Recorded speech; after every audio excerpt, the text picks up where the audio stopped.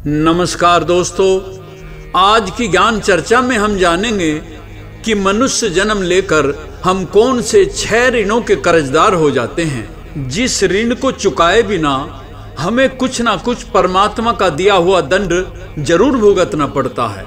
ज्ञानी और विद्वान लोगों का ऐसा ही मत है। इससे पहले ज्ञानी पुरुषों के कुछ विचार हम आपके सामने प्रस्तुत कर रहे हैं। आशा है आपको वे अच्छे लगेंगे।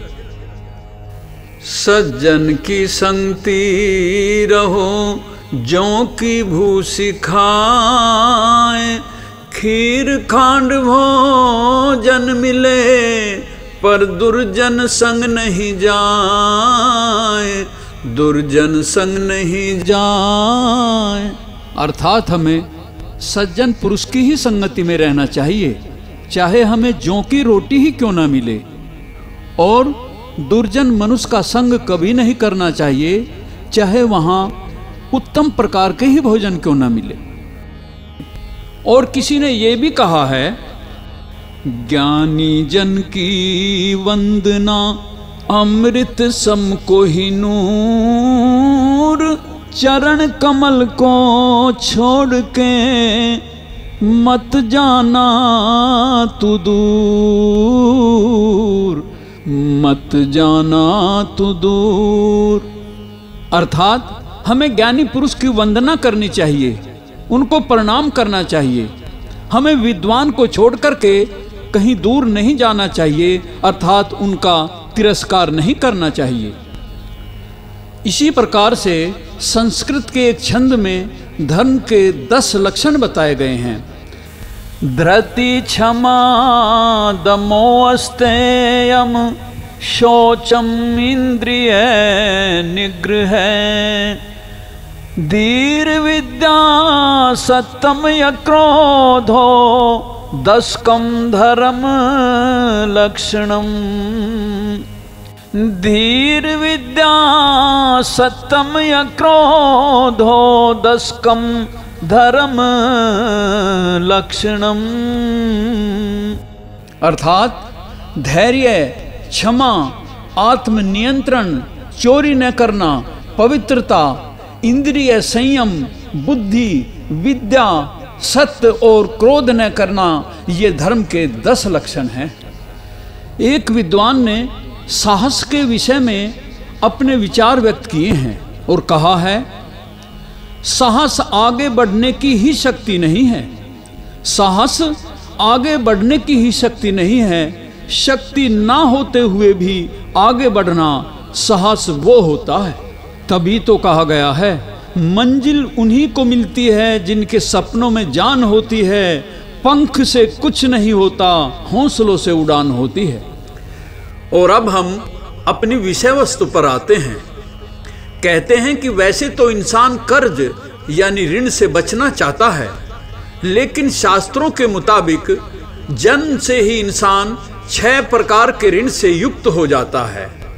ये ऋण हैं मातृ ऋण, पितृ ऋण, देव ऋण, ऋषि ऋण, मनुष्य ऋण और देश व धर्म ऋण। कहते हैं कि जो मनुष्य इन ऋणों को नहीं चुकाता है, उसे कई प्रकार के दुख और संताप झेलने पड़ते हैं। तो जानते हैं इनके बारे में। सबसे पहला है मातृ ऋण। शास्त्रों में माता का स्थान परमात्मा से भी ऊंचा बताया गया है। मातृ ऋण में माता और मातृ पक्ष के सभी लोग, जैसे नाना नानी, मामा मामी, मौसा मौसी और इनके 3 पीढ़ी के पूर्वज शामिल होते हैं। ऐसे में माता पक्ष के किसी भी व्यक्ति या माता के प्रति गलत व्यवहार या किसी प्रकार का अपशब्द बोलने या कष्ट देने से अनेक प्रकार का कष्ट झेलना पड़ता है और परिवार में कलह क्लेश होते रहते हैं। दूसरा ऋण है पितृ ऋण। पितृ ऋण, पिता की छत्र छाया में कोई इंसान पलता बढ़ता है। पितृ ऋण में पिता व पितृ पक्ष के लोग जैसे दादा दादी, ताऊ, चाचा और इनके पहले की 3 पीढ़ियों के लोग शामिल होते हैं। शास्त्रों के मुताबिक पितृभक्त बनना हर इंसान का परम कर्तव्य है। इस धर्म का पालन नहीं करने पर पितृ दोष लगता है, जिससे जीवन में तमाम तरह की समस्याएं उत्पन्न होती हैं।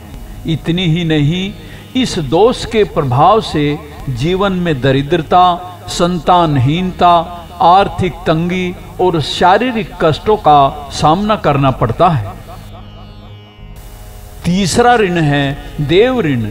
माना जाता है कि देव ऋण भगवान विष्णु का है, लेकिन अपने किसी भी आराध्य देव सहित कुल देवी देवता की पूजा और भक्ति करते हुए समय समय पर यज्ञ दान करने से भगवान विष्णु व अन्य देवी देवता प्रसन्न हो जाते हैं। चौथा ऋण है ऋषि ऋण। यह ऋण भगवान शंकर का माना जाता है। हमारे ऋषि मुनियों, विद्वानों, विदुषियों ने वेद, उपनिषद, पुराण, रामायण, गीता आदि ग्रंथों की रचना की। वह इस ज्ञान को संजोकर हमें प्रदान किया है। तो इन शास्त्रों को पढ़ना व इस ज्ञान को सभी में बांटना, यह सभी के लिए आवश्यक है और उससे यह ऋण चुकता हो जाता है। जो व्यक्ति ऐसा नहीं करता, उससे भगवान शिव व ऋषिगण सदा अप्रसन्न ही रहते हैं। इससे वह व्यक्ति घोर संकटों में घिरा रहता है। पांचवा ऋण है मनुष्य ऋण। माता पिता के अलावा इंसान को समाज के लोगों से भी प्यार, दुलार और सहयोग, शिक्षा, ज्ञान आदि प्राप्त होता है। इसके अलावा इंसान जिस पशु का दूध पीता है, उसका कर्ज भी उतारना पड़ता है। साथ ही कई बार ऐसा भी होता है कि बहुत से पशु पक्षी भी प्रत्यक्ष या परोक्ष रूप से हमारी मदद करते हैं।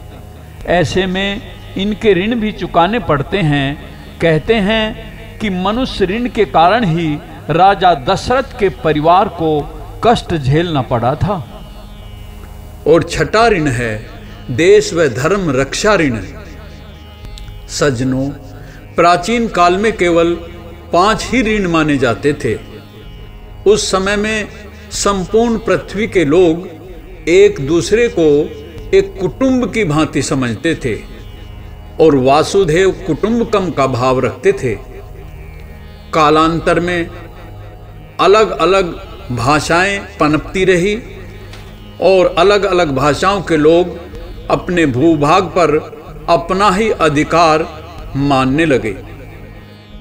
तो अलग अलग भूभाग, अलग अलग देश बन गए।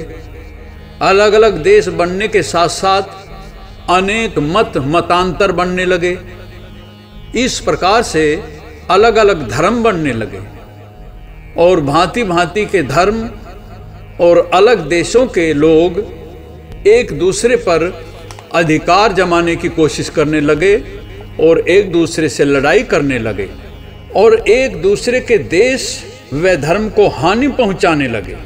इस प्रकार से एक ऋण हर मनुष्य पर यह और हो जाता है कि वह अपने देश व अपने धर्म की रक्षा करे और देश व धर्म की रक्षा के लिए वह अपना सर्वस्व बलिदान करने को तैयार रहे।